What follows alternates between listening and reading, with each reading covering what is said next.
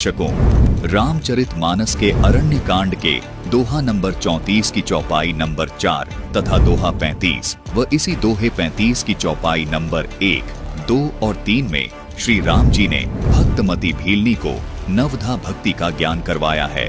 दोहा number 35 की चौपाई number 1 में 5वीं भक्ति विधि का प्रकरण है, जो इस प्रकार है। मंत्र जाप मम दृढ़ विश्वासा, पंचम भजन सो वेद प्रकाशा, छठ दम सील बिरति बहुकर्मा, निरत निरंतर सज्जन धर्मा। दर्शकों, ये जो ऊपर वाली पंक्ति है, इसमें 5वीं भक्ति को परिभाषित किया गया है। मंत्र जाप मम दृढ़ विश्वासा, पंचम भजन सो वेद प्रकाशा। तो आइए पहले इस प्रथम पंक्ति का भावार्थ समझते हैं। दर्शकों, अनुवादकर्ता ने तत्व ज्ञान के अभाव के चलते इस पंक्ति का गलत अनुवाद किया है। अनुवादकर्ता ने अनुवाद किया है कि मेरे यानी राम मंत्र का जाप कर और मुझ में दृढ़ विश्वास कर। यह 5वीं भक्ति है जो वेदों में प्रसिद्ध है, जबकि मूल दोहे में कहीं भी राम शब्द नहीं है। दर्शकों, यहाँ अनुवादकर्ता ने इस राम शब्द को खुद लिखा है। अनुवादकर्ता ने अपने अज्ञान आधार से यहाँ राम अनुवाद किया है।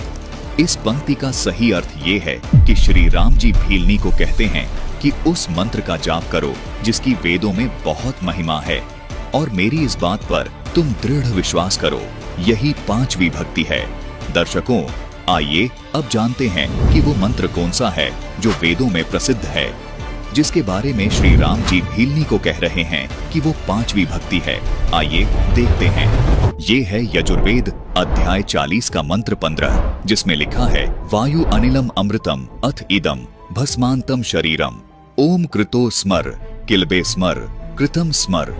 भावार्थ है कि ब्रह्म साधना का ओम नाम है।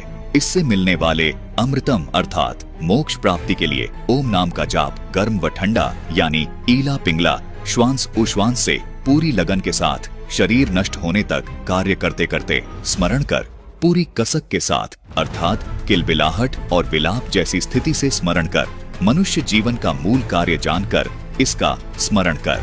ओम नाम के जाप से जितना अमर हुआ जाता है, उतने अमृतम को साधक प्राप्त कर लेता है, यानी साधक ब्रह्मलोक को प्राप्त हो जाता है। दर्शकों, गीता अध्याय 8 श्लोक 13 में भी यही प्रमाण है। इससे यह भी स्पष्ट हो जाता है कि श्रीमद् भगवद गीता और वेदों का ज्ञान एक ही है।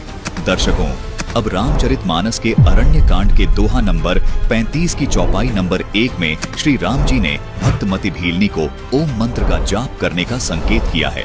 दर्शकों, यहाँ हम ये भी स्पष्ट करना अनिवार्य समझते हैं कि गुरु जब दीक्षा देता है तो मंत्र को गुप्त रखता है, यानी सार्वजनिक नहीं करता।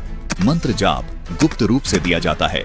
उदाहरण के लिए, जब भगवान शिव जी ने माता पार्वती जी को मंत्र जाप की दीक्षा दी, तो वो उनको ऐसे निर्जन स्थान पर लेकर गए थे जहाँ पर पार्वती जी के अलावा कोई और सुनने वाला नहीं था। इसीलिए इस चौपाई में श्री राम जी ने ओम मंत्र का जिक्र ये कहते हुए किया है कि उस मंत्र का जाप करो जो मंत्र वेदों में प्रसिद्ध है।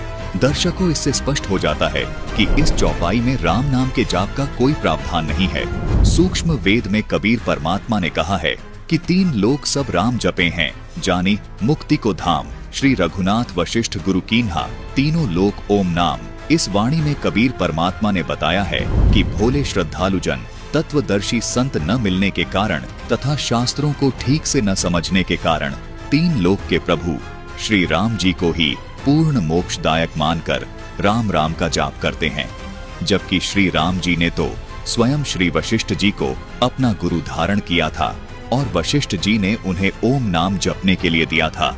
उस ओम नाम के जाप से मिलने वाले लाभ को श्री राम जी ने प्राप्त किया था, लेकिन तत्व ज्ञान के अभाव में भोले श्रद्धालु जन राम राम की रट लगाकर अपना जीवन बर्बाद कर रहे हैं।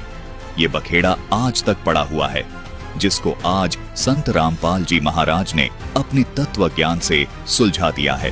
प्रत्येक भक्त व प्रभु प्रेमी आत्मा को संत रामपाल जी महाराज के तत्व ज्ञान को सुनकर उनसे शास्त्र अनुकूल साधना प्राप्त करनी चाहिए।